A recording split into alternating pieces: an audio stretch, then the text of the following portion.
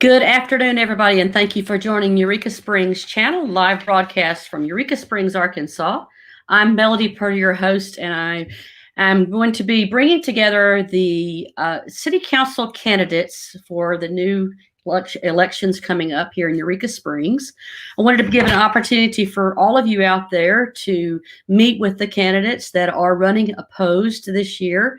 And we've already talked to a couple of candidates, and we'll be running through some of the other candidates the following candidates this week. I get my words straight this afternoon. First of all, I want to say thank you to those who are participating. I hope that this will be helpful to you to meet the candidates and understand some of the questions that some of you have submitted to us. This afternoon, I'm bringing in Laurie Jo Smole, who is candidate. I forgot what position. We'll ask her when she gets on here, the specific position she's running for.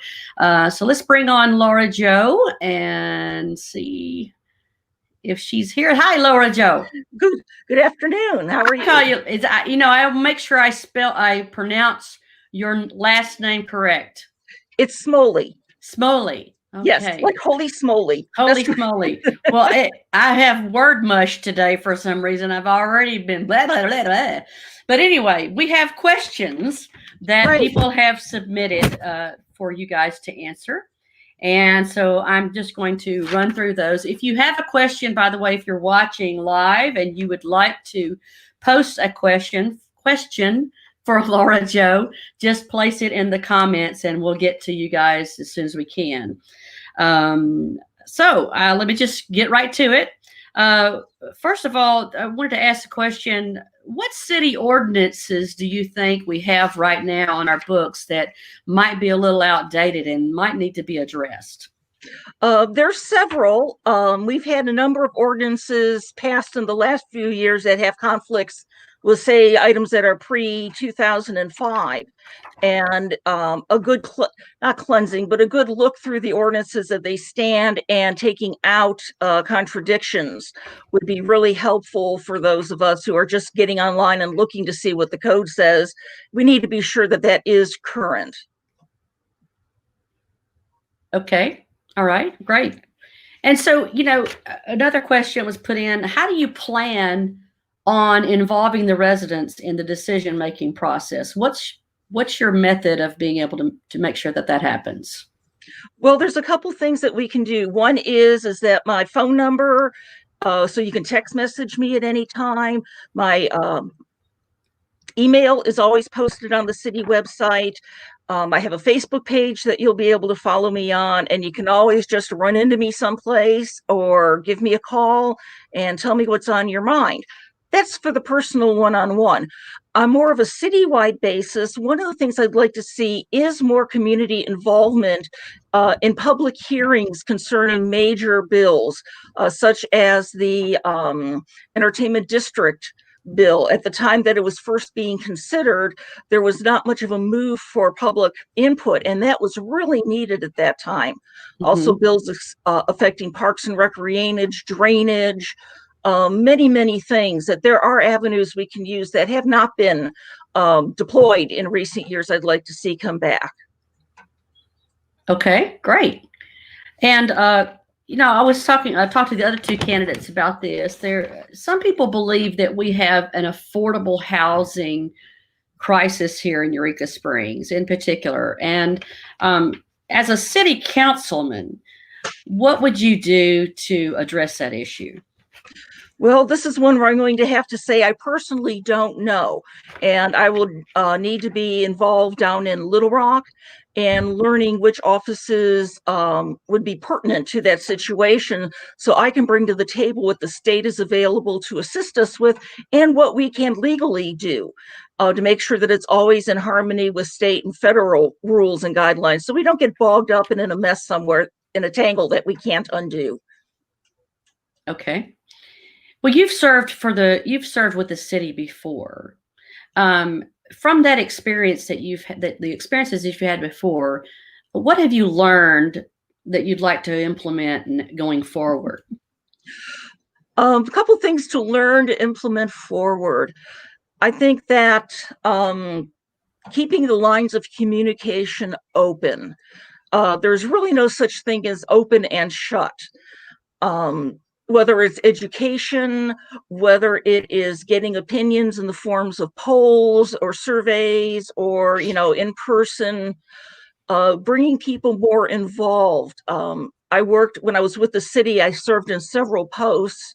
The one that seems to apply most is I was the city's representative with the Arkansas Heritage Commission, the HDC here in town, also planning, and BOZA. And it's very, very dense information. Getting it into a language that more people can understand more simply is a good way to go about it. And also, there's lots of things that we would love to do, but state laws prohibit it. And I think we need someone who's willing to take on getting the necessary changes made in Little Rock so we can bring those changes to improve our communities. Okay, great. So, you're probably keeping a good ear to the ground now that you're running for office. What are three things that people have told you that they would like for you to address if you were to become elected? One of the things that I'm focusing on even now, I started a few years ago, is ADA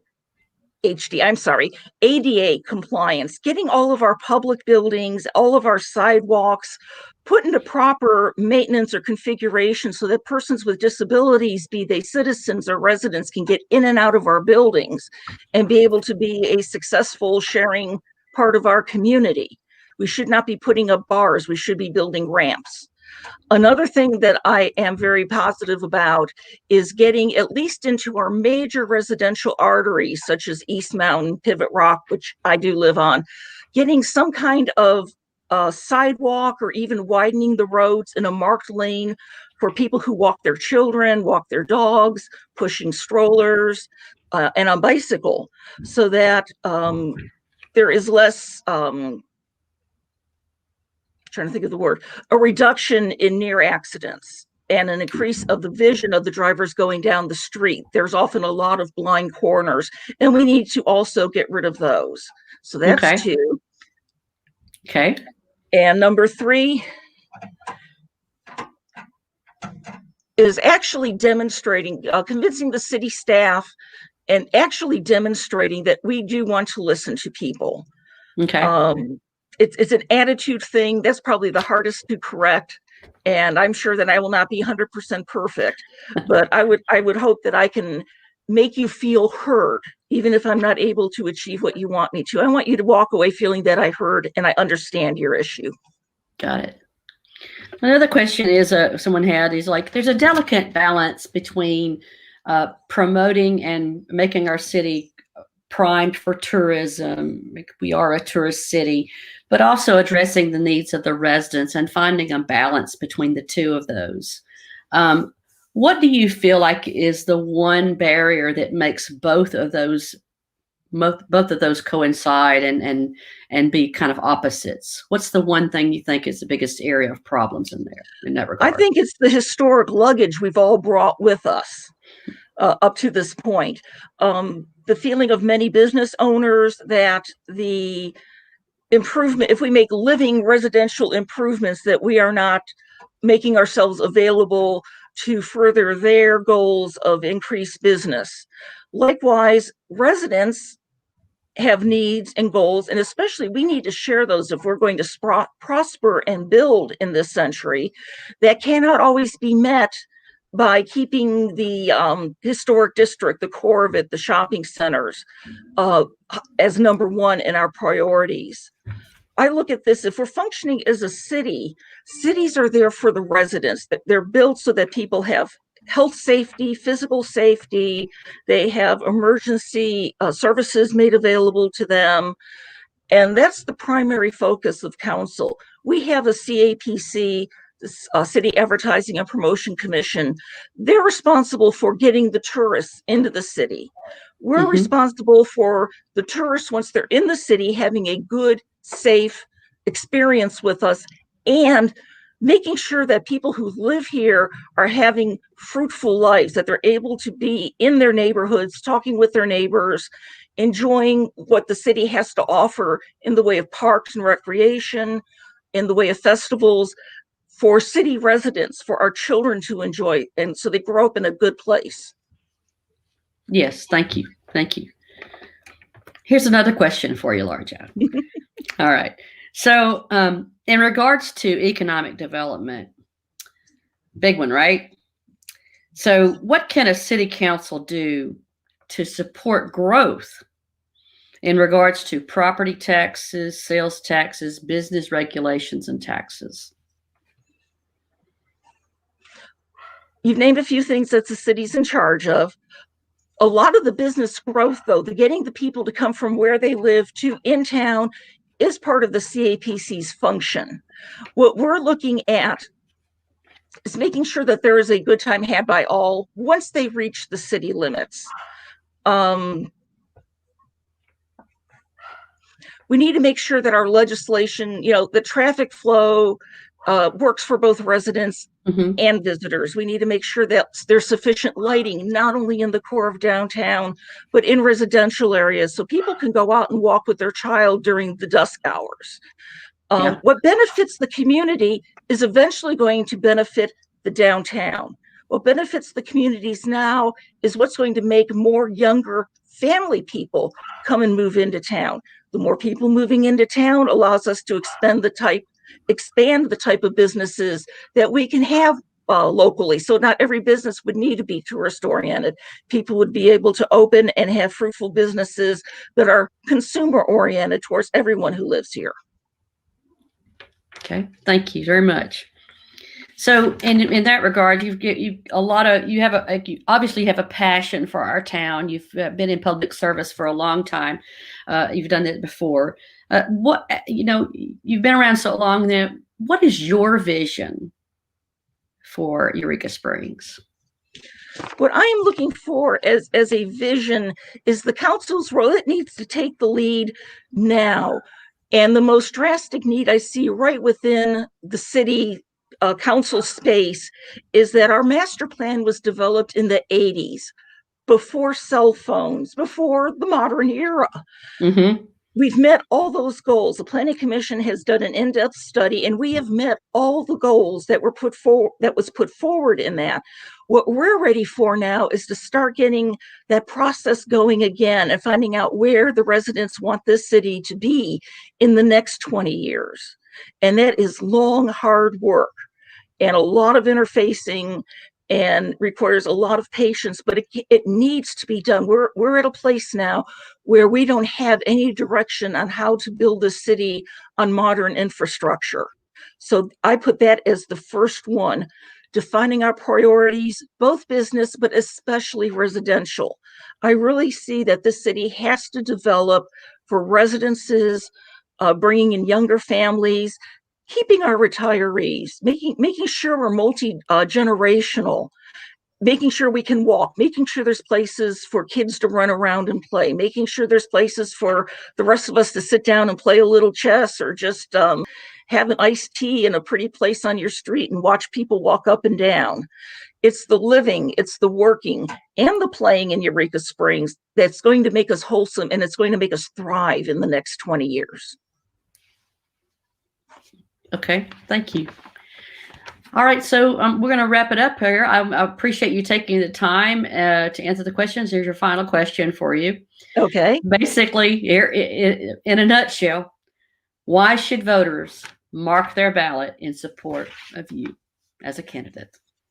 Well, I would say probably in the years I've lived here, working both in the city, working for myself as a business owner downtown, and working as an employee for many people downtown, I do understand a lot of what people are feeling when they deal with city issues. I do understand what people are feeling when they express that we're lacking some of the things that make family-friendly communities.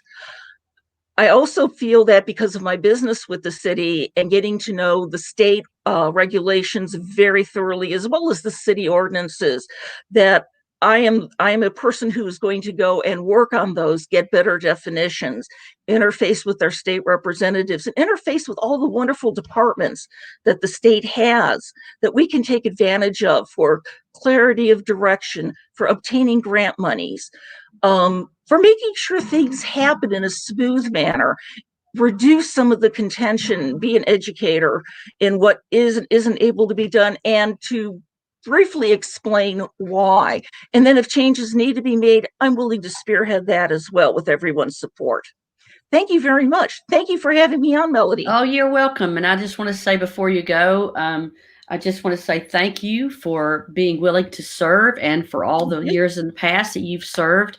It is not an easy decision, nor is it an easy path to be a public service person here in Eureka Springs or anywhere for that matter. You have to be very bold and you have to have thick skin. And but I just want to say that it means a lot to all of us in our city for all the people who step up. And we thank you for your past service and good luck to you. And we'll hope that for the best for all candidates involved, that you'll find the pathway to success. Thank you so much. All right. Thank you for joining us. Good afternoon. Bye-bye. Bye-bye. So thanks again. Laura's a great gal, and wish her the best of luck. And we'll be interviewing her opponent tomorrow, Miss Susan Harmon, another individual. She is the current council person for that position. So Laura and Susan are running against each other. Another individual who has given great service to our town by being a city council person, Miss Susan Harmon, will be interviewing her tomorrow at 3 p.m. I'm sorry today I had trouble with my words, getting it all straightened out in my head. Appreciate you being patient with me. If you are enjoying the Eureka Springs channel, will you do this as a free service to our community? If you would like to support us and to help us keep this free for our community, we do have a donate button on our comments below. If you'd like to donate to our channel, that we would certainly appreciate that. Any means. If you have $1, great. If you don't, just keep watching. We appreciate you watching and tuning in. And we didn't get a chance to open up comments and for Laurie Jo because we're running late on time. But if you do have a question for Laurie Jo, please put it in the comments below on the replay, and I'll make sure that Laurie Jo does see that so she has an opportunity to answer your questions. Thank you for watching Eureka Springs channel. We hope you have a great afternoon and a wonderful week. Thanks for watching.